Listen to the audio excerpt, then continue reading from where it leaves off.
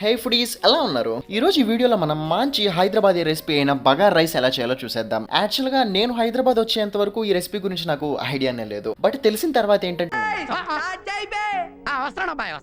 ముందుగా కుక్కర్ లో 3 table spoons ghee with 1 table spoon oil heat చేసుకొని ఒక బే లీఫ్, 4 ఇలాచి, 3 లవంగాలు, 2 ఇంచుల దాల్చిన చెక్క వేసుకొని ఫ్రై చేసుకొని ఒక పెద్ద ఆనియన్ స్లైసెస్ వేసుకొని ఆనియన్స్ లైట్ పింక్ కలర్ లోకి చేంజ్ అవుతుండగా 2 tablespoon salt, 1 tablespoon షాజీరా వేసుకొని ఫ్రై చేసుకోండి.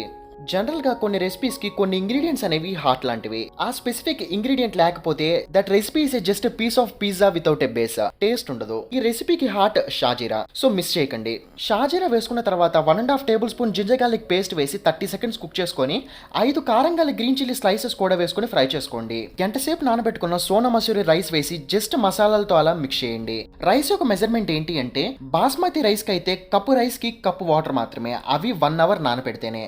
ఒకవేళ మీరు సోనా మసూరితో చేస్తున్నట్టయితే 1 కప్ కి 1.8 కప్ వాటర్, అంటే 2 కప్స్ కి 3.6. ఇవి ప్రెషర్ కుక్కర్ మెజర్మెంట్స్ మాత్రమే.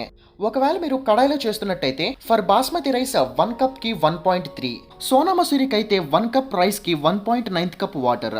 ఇప్పుడు 30 సెకండ్స్ గా ఫ్రై అవుతున్న రైస్ లో 1 table spoon garam masala, small cup పుదీనా, స్మాల్ కప్ కొత్తిమీరతో పాటు ఇంతకు ముందు నేను చెప్పిన మెజర్మెంట్స్ తో వాటర్ యాడ్ చేసుకొని లిడ్ క్లోజ్ చేసి హై ఫ్లేమ్ మీద మాత్రమే 3 విజిల్స్ రానివ్వండి.